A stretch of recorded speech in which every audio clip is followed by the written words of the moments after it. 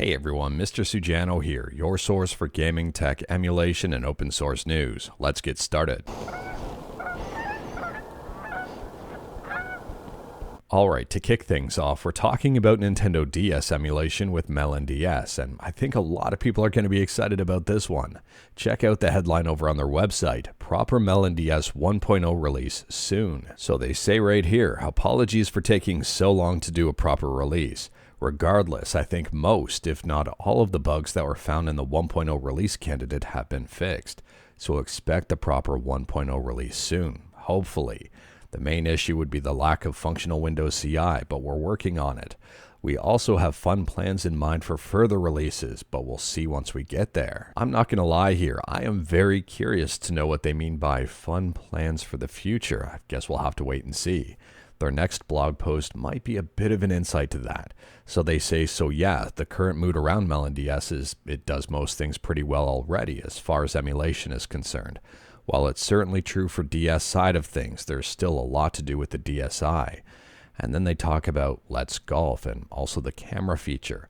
If you are curious about this, I'd recommend reading the blog post because it's very interesting in terms of emulation development. Additionally, for MelonDS, they've recently added in emulation for the following Slot 2 devices, the Homebrew Motion Pack supporting X, Y, Z acceleration and Z rotation measurements, the Official Motion Pack, and the Guitar Grip.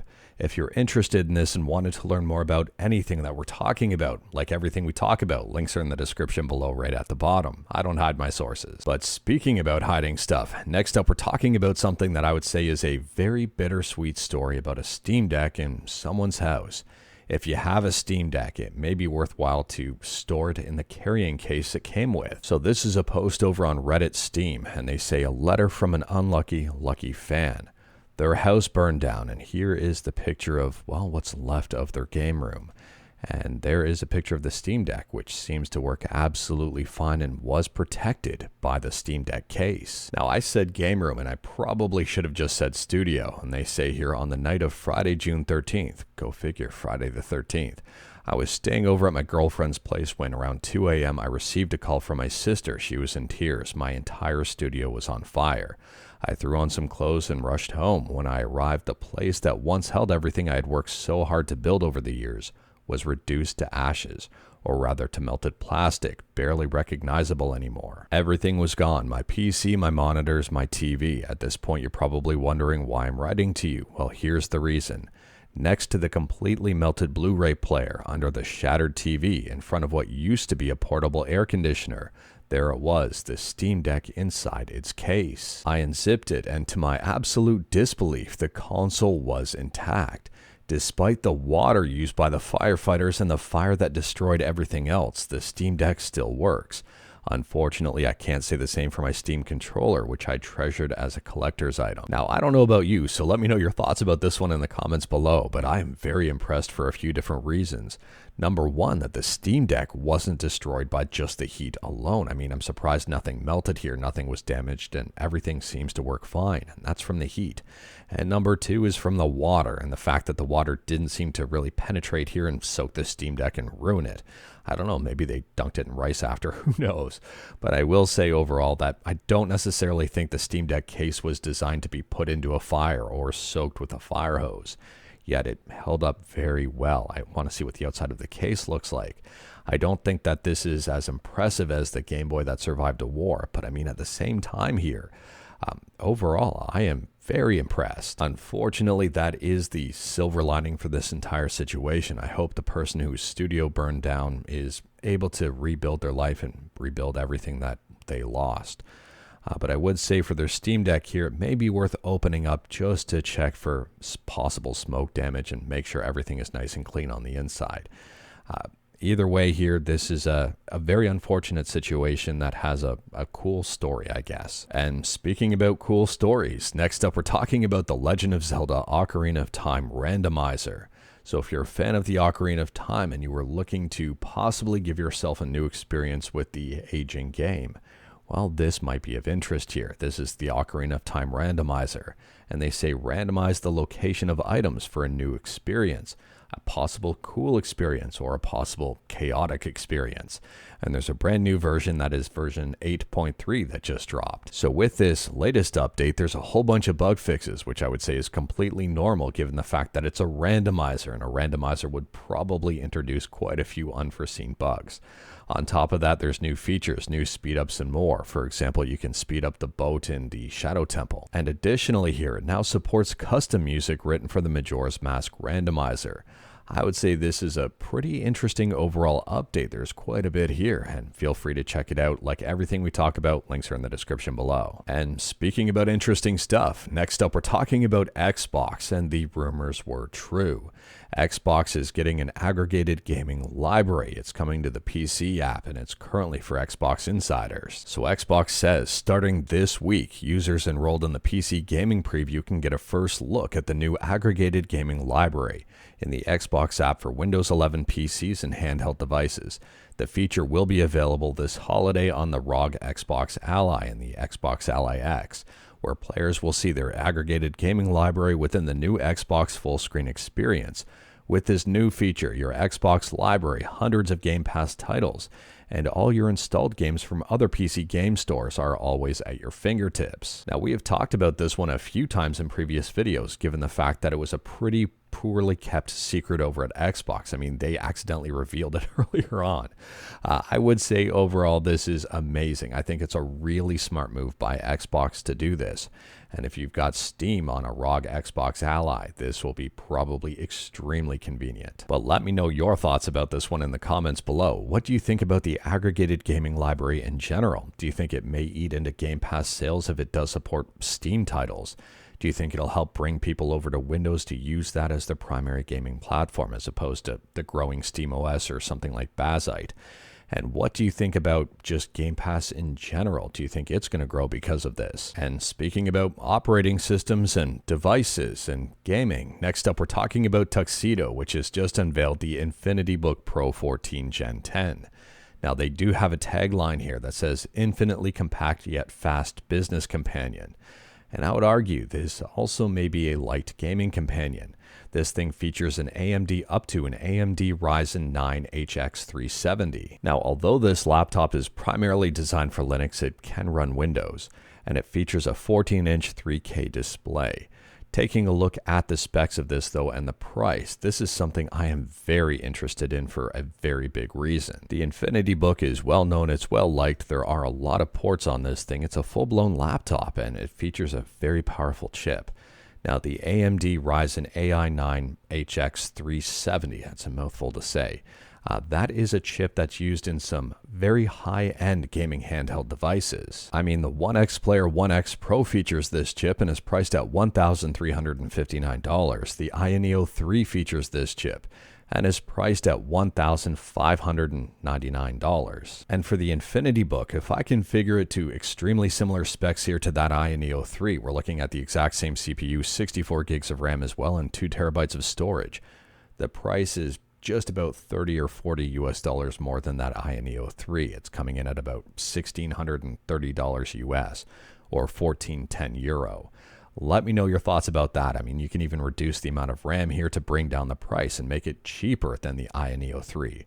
What would you rather have, the Neo 3 handheld or a full-blown laptop with the exact same specs? I am very curious to hear your thoughts on the matter, and that's why I think this is very fascinating. And speaking about alternatives to stuff, next up we're talking about an alternative to Mario Kart, and that is Sonic Racing CrossWorlds. Anyways, here, if you're not a fan of the blue shell, if you're not a fan of comeback mechanics or comeback items, you might be a fan of this. So apparently here, this is over on Games Radar. The veteran Sonic producer says Sonic Racing CrossWorlds team completely removed items from the game if they were too stressful or let players win all the time. I recommend giving the full article a read over on Games Radar, and they say here that Sonic Racing CrossWorlds was originally balanced around a complete lack of items, which allowed the devs to be ruthless with anything that was too stressful or too powerful. Now, I don't know about you, but I'm kind of looking more forward to Sonic Racing CrossWorlds after reading this article. I mean, they say here they wanted to make sure the racing itself without any items was fair and fun. I'm not going to say that Mario Kart is not fun or unbalanced or unfair, but it is chaotic from time to time, which I do think adds to the overall charm of the game. So I'm curious here to see how it's implemented in Sonic Racing CrossWorlds and how the skill factors in and all of that. I'm curious to hear your opinions on Sonic Racing CrossWorlds though. I mean, this game is set to release on September 25th of this year. It features a very diverse cast of characters. And I would say it looks really cool overall, although the price point of this one it's a little bit rich for my blood. I'm probably going to wait for the game to go on sale or something.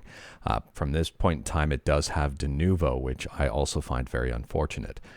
But at the same time here, it does seem to be generating quite a bit of buzz on the internet. And speaking about generating buzz on the internet, next up we're talking about the kill switch case for the Switch 2 by Dbrand. And I would say this one is generating buzz in a very negative way. So at a high level here, without really needing to get into a whole lot of detail, the kill switch case seems to make the Joy-Cons very easy to detach. There are a few videos circling around online showcasing the Joy-Cons detaching from the Switch 2 fairly easily.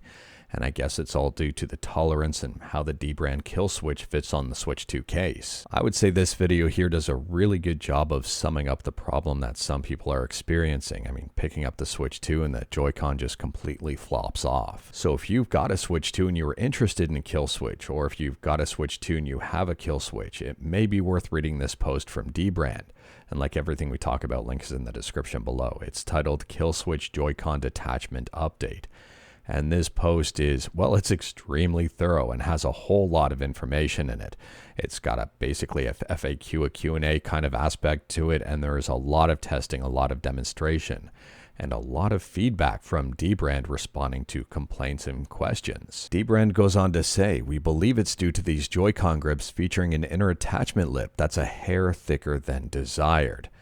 And it seems they're not going to be redesigning their product to adjust for this. They're going to be adjusting tolerances on what's acceptable for their product to account for the lip that is 0.12 millimeter too thick. Now, Dbrand goes on to say here, and I think this is where things get a little bit more controversial. I mean, the Joy-Cons popping off in general is controversial, at least in my opinion. And in my opinion, they probably didn't really need to say this. They say this is not in any way reflective of how people actually hold their Switch 2, and I would completely disagree with that statement. I mean, looking at my Switch, I don't have a Switch 2, but looking at my Switch, I pick it up just like that person did when their Joy-Con fell off of that Switch 2. If the Switch is far away from me and I'm just grabbing it, yeah, I grab the frickin' Joy-Con and just flip the thing over. I mean, that seems relatively normal.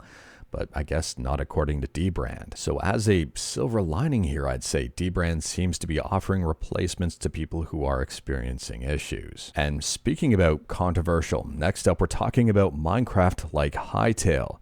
This game was announced about 6 years ago under the Riot umbrella and has now been cancelled. Based on a post over here on Twitter by Noxy, and I do recommend giving the post a read if you wanted to learn more about it. Hyperpixel Studios is winding down over the next few months and Hytale has been cancelled. Noxy says game development is brutally hard, especially when you're trying to build something original. I mean, Minecraft inspired, but I guess original, that speaks to a creative, passionate community. Over time, as our vision evolved and the game matured around us, the bar kept rising. Our technical ambitions grew more complex. And even after a major reboot of the game engine, the team found that Hytale wasn't as far along as it needed to be. It became clear we'd need a lot more time to get it to a place where it could support the ambitious vision of the game. I would say this is a super unfortunate end, not just for the game, but for the entire studio, and I'm very curious to see what could have been. And speaking about game studios, but switching from negative to positive news, and next up we're talking about Bethesda, and I would say this is a big win for Bethesda. So previously, on a number of occasions, we've talked about Skyblivion, which is a fan-made mod for Skyrim, and it's Oblivion within Skyblivion. It's currently under development. Well, Bethesda has taken note of that, and Bethesda gave the Skyblivion developers all keys to Oblivion Remastered. Now, since then, Bethesda seems to have taken one step further and invited the Skyblivion developers to their headquarters. And this is a really interesting story. It's up on PC Gamer. Apparently here, even Todd Howard stopped by to spend a lot of time and talk with each of the Skyblivion developers. I don't know about you, but I wish more game studios were like this, not just to support the modding scene, but to really embrace it.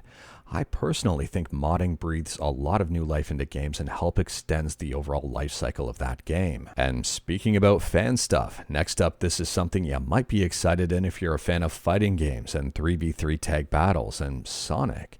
So this is a fan game called Ultimate Sonic Showdown, and they've just announced this one and it's now available in early access. It's 100% free. It is up on itch.io and the download is available. It's about 1.2 gigabytes.